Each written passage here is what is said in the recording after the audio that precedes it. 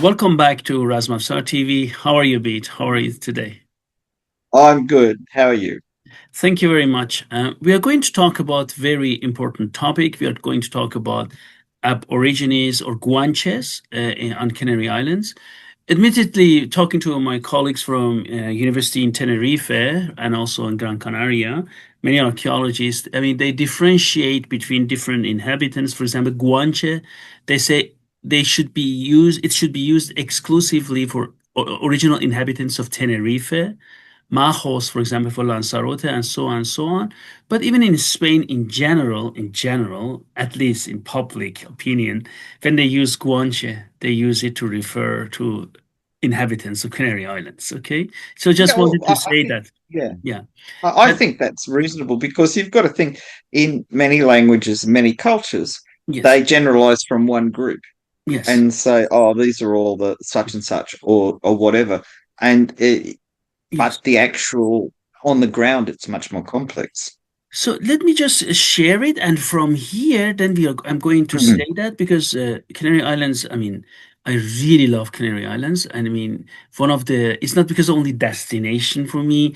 I was also on Balearic Islands of Spain, like Mallorca and so. But not for me. To me, nothing beats up Canary Islands, and maybe superstition. There is something there which attracts me completely. So I was there many, many times on the. Oh, that's excellent. So these are, I just wanted to mention to our viewers who have never been there or don't know that Canary Mm. Islands, as you can see it originally, until some years ago, consisted of Lanzarote, Fuerteventura, Gran Canaria, Tenerife, La Gomera, El Hierro, and La Palma. So one, two, three, four, five, six, seven. But some years ago, a very small island like Graciosa got independence, so it has a local government now. A very beautiful island, by the way. And now we have Mhm. one, two, three, four, five, six, seven, eight. They're close to Africa, so geographically they're in Africa. They belong to, of course, Spain and European Union. Just one more thing. You see that bit here? There is here a small island. This is El Lobo. You see that? This is Yeah. close to Fuerteventura. It's not inhabited, so it's not All inhabited. right. Okay, so these are these islands. What makes this island very interesting? This is something really amazing. That's why I think many people love Canary Island. They're all volcanic island, and on Right. Tenerife, yeah, and on Tenerife, if you go up, it's the highest mountain in Spain is in Tenerife, a couple of thousands, and even in winter you can see snow there. And Wow. yeah, and then it has beautiful beaches in Tenerife. Even in summer, I mean they don't have the winter because they have always spring, every spring or summertime.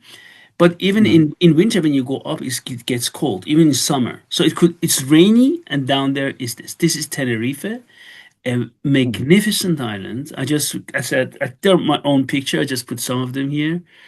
And of course, and you can see that there are some wealthy people who go there and build villas, right? Well, yeah. If it's beautiful, it attracts wealthy people. Exactly. Same here in Gran Canaria. And each one of them has its own like type of trees. Like let's say some of them are green, some of them have groundwater, some of them don't have ground. Tenerife and Gran Canaria have groundwater, La Palma as well. Some of them have waterfalls, some of them are arid, some of them look like deserts of Africa, some of them look like Lanzarote looks like the moon, landscape of the moon. So each one of them completely looks different. That's what this makes, so what they have. That's what geologists always say. These islands are unique because each island has a different geography. This is unbelievable. It's like, I don't know. For example, when you go to Balearic Island, you go, for example, Mallorca, Menorca, Ibiza, they all have the same, say, type of trees, temperature. But there is something very, very interesting about Well, Canary Islands. this is in the Atlantic, isn't it? So it's a lot further away from influences. As I say, this is going to be an education for me because where I know about the Canary Islands, I don't know in any great depth. And this is one of the reasons I'm going to find this very interesting, aside from my general interest in anthropology and things like that. Yes. Um, but it's like a kind of this thing, like when you get groups of islands that are far offshore and they're surrounded by deep water, you often, like the Galapagos in the Pacific, where you get wholly different climates on each island because maybe the current's hitting one but not the other. Maybe one gets more rainfall than the other, Yes. or particularly with volcanic islands, there can be all kinds of structural differences. Yes. And this is Fuerteventura, for example. This is one of the. This is a dry island. They have some Hmm. palmero, and they call it palm trees down there, right in the south. But Hmm. mostly it's very dry. It has beautiful beaches, sandy beaches, white beaches, as you can see here. Fuerteventura. Then is Lanzarote, and Lanzarote is also very beautiful. It looks like the moon landscape. If you wish, Yeah, we can have very more much. about that later, right? And Cesar Manrique was one of the most famous sculptors, painters. The whole island is his work. I mean, he died sadly in a car crash. He was like as famous as Juan Miró or the rest of Oh, right. Spain. Like Picasso, and Spain has lot to offer in that sense. And Yeah, lots of the whole artists. island. He made architecture beat. He made Cesar Manrique and Lanzarote is magnificent. I have one more picture. I mean, unfortunately, I don't know. I have so many the hard drive. I have lots of pictures from Graciosa, the small island, right? But I couldn't Uh-huh. find it. But maybe if you wish, we can do it next time, right? La Yeah. Graciosa. Oh, yeah. Sure. No, because these are again. This is something. This is a place I may never get to visit. So getting an opportunity to see this, Yes, and yes. So you see yeah, that I'll that's come back to this. So I was in La Graciosa, in any of them many times. Lanzarote, I mean, I don't know, six, seven times. Fuerteventura, four, five times. Gran Canaria, more than any, I can't even recount. Tenerife, much more. So these one, two, three, four, five islands I have been to. Sadly, I have not been to La Gomera, El Hierro, y La Palma. So these three I haven't been. So these I was, and I know these islands everywhere. I was in all museums. They have beautiful museums, and I've just selected some because we don't have time for all. But these, yeah, so we are going to look at them. So okay, they say that the first known settlers of the Canary Islands, the Guanches, we talked about it, Pete. So they were indigenous yeah. people.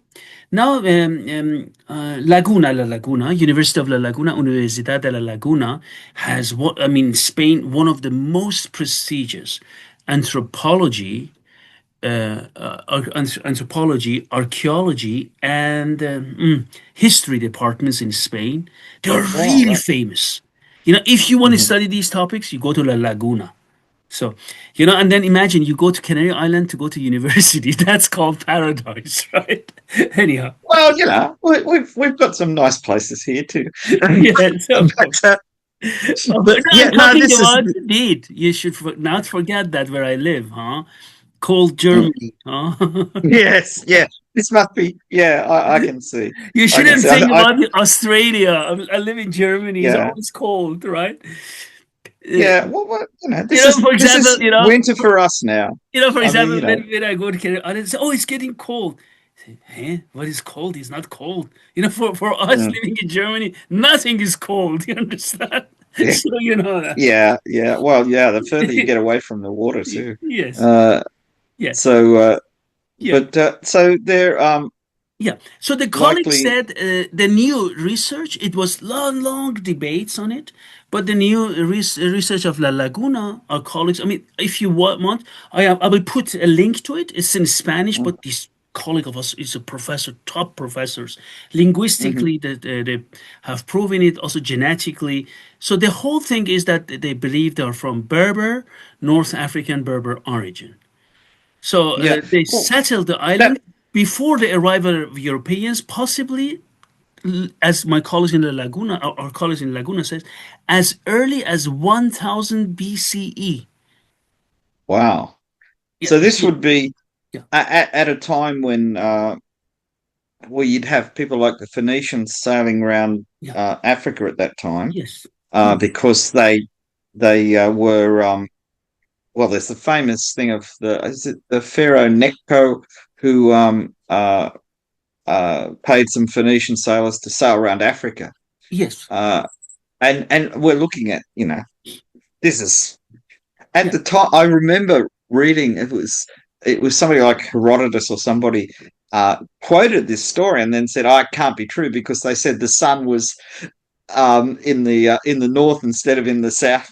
yeah, And of course, we know because the shape of the world, that when you go far enough south, that the sun is in the north, not in the south. yes. In Australia, of course, the sun is in the north. It sets in the northwest. It rises in the northeast. Um, Interesting. but of course, at the time, Yeah, whereas the Greeks knew the world was round, nobody had a. Well, the Greeks did.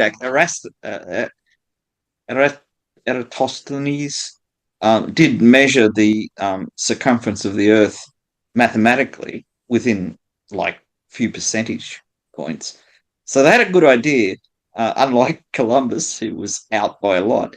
And so that was fine. But what didn't translate was the idea that if the Earth is here and it's tilted on its axis and the sun is there, that the sun looks different from the different parts. mhm. It still rises and sets and all that kind of stuff, but it's Just but a one. thousand BCE is early. Excuse me. Just wanted to say something. There is also, my colleagues say that there are also some estimates. I don't go through that because that even Romans possibly had contact there, Romans later on. Hmm. But there's long debate on that. But then the let's say the conquest of Canary Island, and it was a conquest. By the way, Canary Islands, Spanish law has independent areas. For example, they have this autónoma, región autónoma, or comunidad autónoma, and this is one of these autonomous regions of Spain. Before All right. I Yeah. forgot to mention in the beginning, people from Canary Islands are. It's very important to say that. So they are part of Spain, but autonomous nature from a legal point of view.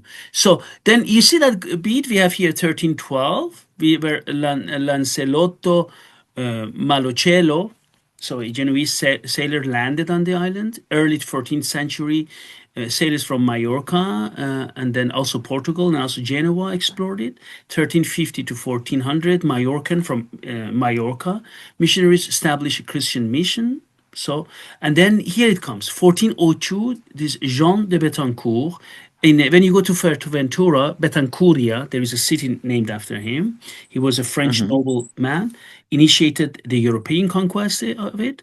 Then 1405, the island of Hierro was conquered.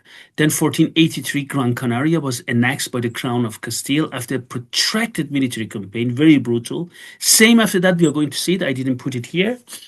But Tenerife was subjugated. That was very brutal as well. But Mm. 1492, here it goes. Christopher Columbus comes to Gran Canaria, and there is his house is still there, which is a museum. Casa de Colon. He was staying there, collecting all these items he needed, getting more, whatever, people, sailors. Yeah. And his house, we are going to see some pictures of it. Maybe one day we need to do it separately because it's a huge museum Beautiful Oh yeah. items. I just put some pictures here because we cannot do everything here, right? So we need to see. Yeah. No, no, no. So This is a big subject, even though yes, it's you see they're that. not Then giant after that, isles. Christopher Columbus then sailed towards America, right? So you see that Hmm. the conquest was already there, and then they go there. Now we come here. You see that this is in one of my latest books, which is, excuse me, why is it blocking me like that? Okay, excuse me. And in this book, it's very interesting. 15th century Persian book, Goharname, Book of Jewels. Ben Mansur talks about that. Talks about different location of mines in, for example, Afghanistan, Persian Gulf Islands. He talks about where they come from: Central Asia, Caucasus, Iraq, Turkey, Hindustan, Ceylon, Yemen, and Arabia, and Asia to Egypt. Maghreb regions. He talks about also Zanzibar, about mines, right? And then Hmm. he also talks. That's very interesting. When he gives the how to find these places, he uses Canary Islands as a base for measurement for latitude and Oh altitude. right, yeah. Like the old Portland maps where Yes. they have all those stars of Yes. lines going out from And places. he Yeah, uses Canary Island. That's why in my book I put some beautiful pictures of Canary Island because I think yeah. then Mansour will Yeah. be happy to see them. So he Oh calls, yeah, yeah, he calls them Jazair Khaledat. He said he was never there, but he uses them, right? So yeah. So he does that. And then interestingly, please take a look at that beat. That's very fascinating. So he says, Jazair Khaledat, okay, in Persian, are also called Jazair Sa'adat, means prosperous, happiness islands. They were very Hmm. prosperous islands located in the west of Maghreb, he says that. A group of scholars resided there, listen, Pete, that's very interesting, and developed the principles of astronomy there. Then he mentions Abu Rayhan Beiruni, the Persian scholar, states that Mm. Jazair Saudat are the same as Jazair Saudat and Jazair Khaledat, and these include six islands. Back then they thought there are six, right? Hmm. Actually, there are now eight, right? And so we talked about it: Tenerife, Lanzarote, Gran Canaria, Gomera, La Palma, Fuerteventura, Hierro, and La Graciosa. So Graciosa, he thought it was not part of Lanzarote. As the Mm. islands El Hierro and La Graciosa were small, he didn't count them, right? Of course. Then he Yeah. says, according to him, they have a size of 200 farsang, unit of length of 6 kilometers. These islands are part of Maghreb. Look how he describes them, are part of Maghreb.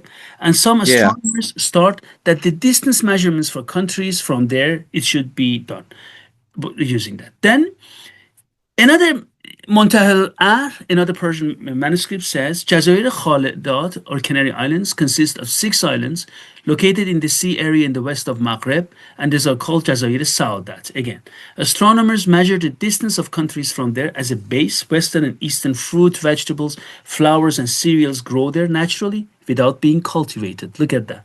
Then Montahel Ar again says, yeah, that's what, yes, without cultivated. And then look at this, the last one. Tajul Arus. These are called Jazair Sa'adat. People with happy souls live there. Look at this beat. And that's why they are called happy islands. Therefore, philosophers live there, and their number comprises 70 at all times. When one of them is gone, means dies, another one replaces him. God knows all. They are called Khaledat, immortals, because the souls of their inhabitants always live with the pleasures of the flesh of this world, and they believe that paradise is the same as enjoying the pleasures of the flesh after the death. The continuity and endurance of these pleasures are the acquired perfection in this world and eternity in paradise. They believe eternity in fire means keep regretting not having reached the acquired perfection. These are six islands, and some believe there are seven islands located in an ocean. Isn't it fascinating? It's amazing, really. Amazing! It 15th century! yeah.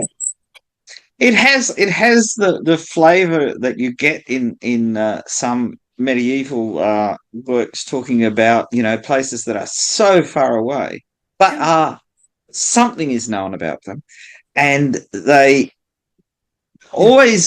either horrible or beautiful because no one who's writing about them's gone there. So, but the thing is, talking about them being part of Maghreb suggests that uh, say places like Morocco and that kept some kind of continuous Yeah. connection with them. The Moroccans had fleets; they had ships. Yes. Um, so there's a possibility that they were in contact backwards and forwards. That's But there exactly might have what I been, put it, Pete, and our colleagues at yeah, the University of La Laguna said it as well. They said you are right. We have been concentrating too much on European sources. I said, guys, yeah, look, and I'm okay. I'm sure the Arabic sources also talk about it, or Persian sources. oh, So yeah, it's always good not only to look from your European point of view, right? Oh, when these yeah, guys yeah. Well, conquered yeah. it, you Well, know? this is the whole argument about the term of such and such discovered such and such, when in fact everybody there knew it was already there, and what they should say is discovered for the first time from the European perspective. Yes, yes, And we have to qualify these things because we're aware of the rest of the world now. I mean, it's all very well in 1500 to say, "Oh, I've just discovered Peru," um, but because nobody, the person who wrote that, knew anything about Peru until someone went there. yes, But today, we yes, should be more aware that there's a whole lot of things going on. I yes. mean, the whole Portuguese discovery of India. Well, the Indians knew it was there, the Persians knew it was there, the Chinese knew it was there. I mean, the ancient Greeks knew it was there. Yes, that's right. So there are 100 kilometers, Guanches, we talked about them, 60 miles west of modern day Morocco and the North African coast. The Guanches spoke the Guanche language, which is believed to have been related to the Berber languages of mainland North Africa. This language doesn't exist anymore, became extinct by the 17th century following the Spanish conquest and colonization of the island. I need to say the Spanish which is spoken there contains many words, Guanche words, very interesting, like Mm-hmm. Gofio, and there are also dictionaries of Canary Island Spanish. They speak Spanish, but they have these Guanche words integrated So there's into a sub layer of Guanche, yes, very which interesting. is not uncommon when Yes, one country conquers another country. I yes, mean, 60 miles off the Moroccan coast, it's pretty close. it's close. Uh, yeah, when the Spanish were expanding, they were looking for islands and that where they could Yes, control the shipping. yes, Because if you have a base on an island that's 60 miles off the African coast, you can influence what ships go where. yeah, And of course, the fact that Columbus stopped there yeah. meant it was a good place to get water and food and that before you went on a Yes, long sea voyage. yes, exactly. That's what he collected everything he needed from there. Yeah, Yeah, that's right. I mean, these islands can be very valuable to, we'll call them great powers. Spain was a great power Yes, at the time, or was on the way to becoming one. I mean, once they conquered Central and South America, yeah, they became an incredibly rich yeah, country, yeah, yeah. um, and and that caused things further east in Europe, like in Germany, and that to start to collapse because the price of silver plummeted when the Spanish kept bringing back shiploads of silver from Central America. I think the great banking family, the Fugas, went downhill as a result of this because these bankers were lending money to kings to pay their mercenary armies to Mhm. fight wars. It all was interrelated. So a stepping stone on the way to America for the Spanish would have been incredibly valuable. Yes. So the conquest. I mean, they have beautiful flowers there. Yes. It looks like a hibiscus or something like that. Yes. Yeah. The conquest took place between 1402 and 1496. Militarily, it was no easy task, right, as we all know, due to the fierce resistance of the Guanche Aboriginals on some islands, not on all, but especially in Fuerteventura, excuse me, in Gran Canaria and Tenerife, very, Mm. very fierce resistance. Politically, it was equally challenging as the nobility. They were really eager because they wanted to strengthen their economic and political Mm. power. They clashed with the Crown of Castile, as usual, which sought to consolidate its own authority in opposition to these nobles, right? Yeah, yeah. This Right. is this We know is that one. classic, isn't it? Right, classic, yes. Historians generally divide the conquest of the Canaries into three distinct periods. That's very new. Our colleagues also do it in Canary universities, Spanish university. So they distinguish between señorial conquest, as they call it. So, because it was led by the nobles, they followed their own interest with minimal direct crown involvement, Spanish crown. Yeah. So that's what they did. So one of them we talked about it was Betancurian or Norman Conquest, 1402, 1405. The Norman knights Jean de Béthencourt and Gadifer de la Salle, these Norman guys, campaign resulted Mm. to the subjugation of Lanzarote, 1402. They fought also fiercely. Fuerteventura, the fight was not that fierce, and El Hierro. So this is 1402, 1405, and again 1405. Initially cooperative, tensions between Betancourt and Gadifer led to the latter's withdrawal, leaving Betancourt as the dominant authority. When you go to Fuerteventura, many places are named after him, but they don't say Betancourt, they say it in Spanish Betancuria. So Yeah. named after him. Even a city is named after him there. So then the second phase was Castilian Señorial Conquest, 1418 to 1450. So in this case, Castilian nobles expanded, right? They through purchases, cessions, and dynastic marriages. So then they came. The Gomera was subjugated until the 1450. Different phases because they resisted. So the Perazza family emerged as a dominant force, briefly unifying the islands under a single lordship. Hernan Peraza the Elder consolidated power through strategic alliances. Inés Peraza, his daughter, inherited in this place, but struggled to maintain control. Despite the efforts, centralized rule proved unstable, and the crown later intervened directly in subsequent conquests. Then we go to the last one. Royal Conquest. Now it's direct. The crown comes. 1478, 1496. Final phase of the Canary Island conquest was directed by the Crown of Castile. Now it gets really brutal until the Catholic monarchs, Isabella the First of Castile and Ferdinand II of Aragon. Unlike the earlier conquests led by nobles, they call it Realenga conquest, was a Mm. state-driven campaign with the monarchy providing military and financial support. Now the big armies come to subjugate the remaining independent islands. So islands which didn't resist it, didn't fall.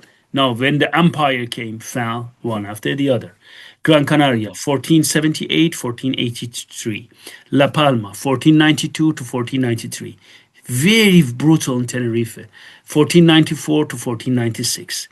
The conquest concluded in 1496 with the defeat of Tenerife's Guanche resistance, marking the full incorporation of the archipelago into the Kingdom of Castile. I think the last king of Tenerife, we are going to see that, is the guy who went on top of a mountain there with his weapons and Mhm. cried in his language, freedom. And he jumped and killed himself. He Mm. didn't give up. So very, Yeah. very, I mean, well, I mean, this is something to be honest, I didn't know Persian manuals were reporting on that, but there was always something which completely attracted me to these islands. That's why I always went back there. I love this. Mm. And I've worked with colleagues there. Always. But when I read it, it's like, what a coincidence. My ancestors talked about these islands in 15. Oh yeah. I mean, yeah. It's not. It's interesting to see how much people knew about the rest of the world when we don't think they did. Yeah. Uh, Yeah. and I mean, from the other thing is, as well as conquering the Aboriginal inhabitants, perhaps the Spanish were looking at this as a potential Moroccan conquest, so they were getting in first. I mean, if there was still shipborne connections between Morocco and the islands, then there's a distinct possibility that they would have seen this as an opportunity to make life hard for the Moroccans, because ultimately there was serious attempts to conquer parts of North Africa, I think the Spanish held Ceuta, didn't they, and a few other important Yes. ports and islands along the western, Yes. northern and western parts of the African coast. So this is not outside their normal strategies for Yes. That's right. increasing their power. So, key features of this conquista or conquest, when the crown came in, they had centralized leadership. In contrast, that nobles back then who were fighting each other, so they were Yeah. commanded by captains, and these were experienced military captains: Juan Rejon, Alonso Fernandez de Lugo. Then they were financed not only by the crown and also some private investors, Genoese merchants. Military tactics, they brought heavy weapons, use of advanced European weaponry, firearms, even cavalry against Guanche forces because they didn't have horses. Strategic Mhm. alliances with the Guanartemeses, indigenous leaders on Gran Canaria. They started to experiment with this, get some natives on your side, fight against the rest. The same things Mhm. they did with against Aztecs, against Maya, Yes, yeah, that's what I was thinking. right? As soon as you said that, that's what I They was thinking. started here with this experimentation. Aftermath math of it, establishment of Castilian governance, and we call it in Spanish, they call it in Spanish, encomienda systems. Then cultural assimilation, demographic collapse of the Guanche population, as we know what happens, right? Yeah. This is what then happened there. Okay, so these are these things which we have it. This Guanche population, and there was a huge subjugation there. Historian and they call it that the conquest constituted an extermination of the part. Historian Daniela Conversi situates the conquest within the broader history of colonial imperial subjugation. Mark Levine argued that although the Castilian crown may not have intended to commit these atrocities to this level, you know what I mean, right? The Yeah. outcome of the conquest was effectively indistinguishable from one that had been deliberately in that direction. So to Yeah, exterminate, I think the same thing happened in the Caribbean. Um, yes, Small groups of people living on islands just went extinct because, first of all, their economies were disrupted by the Spanish because the Spanish set up their own economy. Secondly, diseases that they weren't able to resist because they'd never been exposed to them reduced the number of effective people in their populations. Thirdly, the Spanish attempted to enslave them, which also caused problems because that wasn't part of their culture. They didn't have that kind of arrangement. This has caused lots of problems in the Americas as well. And again, people were just applying the methodologies that had worked in Spain, for instance. We've got to subjugate these people. We've got to do this. We've got to do that. And then the the actual populations were much more fragile, so that they could a push that in when they were fighting, say, the Moors in Granada, um, didn't cause the extinction of the Moors. In fact, they drove them out, and lots of them moved back to North Africa, and it caused a lot of problems for the Spanish afterwards. yes. But this is this is a terrible thing to happen. Our colleague, who is a very good historian, Muhammad at-Hikari, in 1217 wrote about that and the history of the Canary Island as a case of extermination. There were mass killings. So that's why in Canary Islands, also many Yeah, people, Los Canarios, are aware of that. Although I mean, they're Spanish, of course, but you know that it's a very sensitive yeah, issue there, right? So they were mm, forced deportation, sexual violence, confiscation of land and children, constituted an attempt to destroy in whole the indigenous population. So this is interesting. He's not the only one, our colleague, Dr. Atikari, who says that. But important mm, is that the tactics employed in the Canary Islands during the 15th century would later serve as a model for Iberian colonization in the Americas, right? So this yeah, is something which is very interesting. And I yeah. was talking to our colleagues, Mexican colleagues who are native Mexicans, and they're very intelligent. I think on our channel you can see they talk about Aztecs, Mayas, I mean, it's their field, right? And they always told me they're very interested in Canary Island history. And I just said, why? Because when we look back, we knew that they were gaining experience there, before coming Oh, yeah. to. Well, that could have come back to bite them because the same thing is said about the Spanish Civil War for Yeah, the Germans practicing their military tactics Yes. in Spain, which Yeah. then they used on the rest of Europe. Yes. So yeah, Yeah. sometimes there's a bit of karma. Yes. So we go to Fuerteventura. We start. That was the first phase of conquest when these Hmm. Norman guys were landed there, Betancourt. So there were two kings, Giza and Ayose. So the last indigenous rulers of Fuerteventura in 15th century. They governed two distinct kingdoms, and in this and then one of them was Majorata, ruled by Giza in the north, and Jandia. They're still called that way, right? Those areas Oh ruled by yeah. Ayos, yeah, in the south.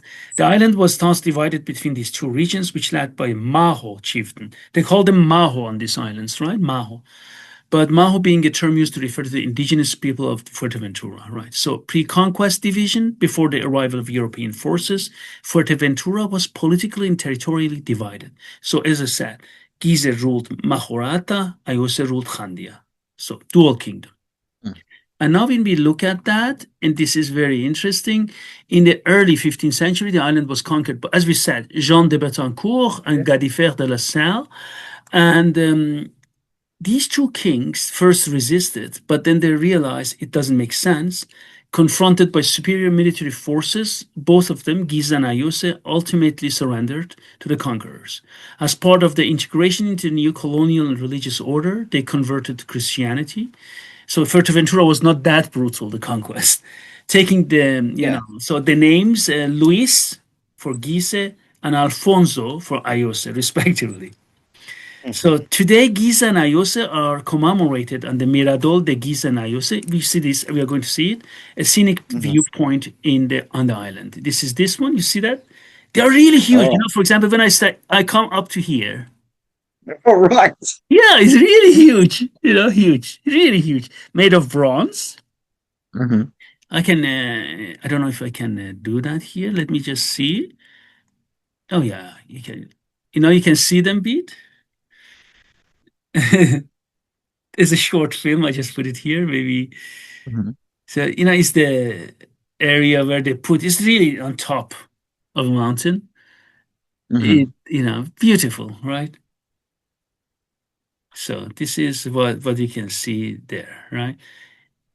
Really symbolic. Oh yeah, this is stylized, but still. Yes, very stylized. Yes. So, and then when we go move there, I mean, these are just the one thing. These are made by the famed sculptor, Spanish, and Spain has many of them, Emiliano Hernandez. I mean, he's a sculptor made it there. And then we Hmm. come here to the next one. Then we go to the museum.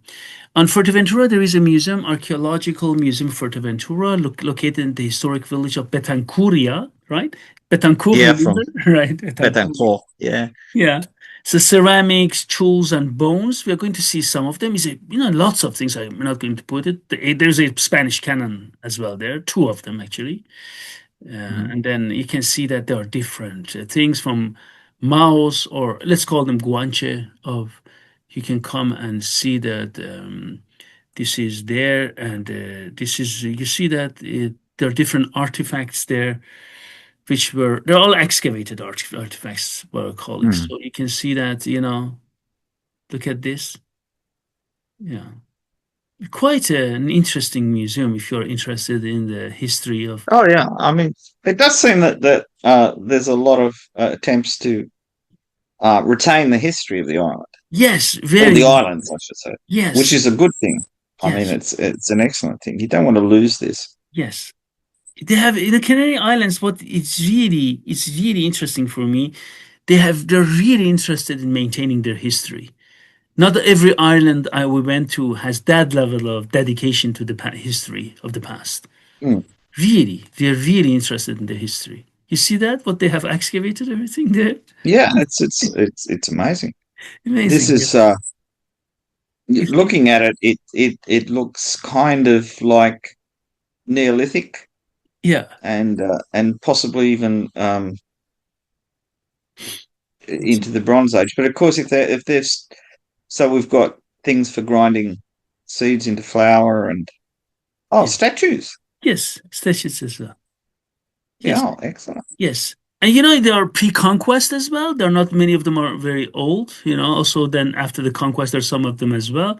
So you see, okay, this is Betancur here. So that's a picture, I mean, drawing of Mm. him. And also the Yeah. Christian time. You see that. They're also from that time, artifacts from that time. Right. Very It interesting. does. It does look as though, from the looking at some of those things, that there's a fairly there's a obviously really strong culture there before the Spanish arrived, Yeah. Yeah. That's and interesting. it's got a kind of uniqueness to it because of their remoteness, I suppose. 60 miles by sea isn't that remote, really. The fact that it wasn't like a series of Moroccan cities proves that they must have been really tough to maintain their independence. I'm sure if you look back through Moroccan records, there would be references to people going there and then Yes, you coming need back home. exactly. That's right. You're very good point, Pete. You need to work with the colleagues in Morocco and to see what their Yeah. books say. Absolutely. So then we go to Gran Canaria. Gran Canaria. Okay, this we go to a painted cave, Cueva Pintada, which we are on another island, Gran Canaria, archaeological museum and heritage park located near Galdar in the northwest of Gran Canaria, operates under the auspices of the Spanish Ministry of Culture and Department of Historic Heritage. The site, Painted Cave, is very interesting. So, because if you take a look at that, the cave is an outstanding example of artistic expression by the ancient inhabitants of Gran Canaria. So, please take a look. It's the only cave on Canary Islands which has painted, All right. painted, yeah, really painted. You see, and then there is a big village they excavated. I just put some Mm-hmm. pictures there. Look at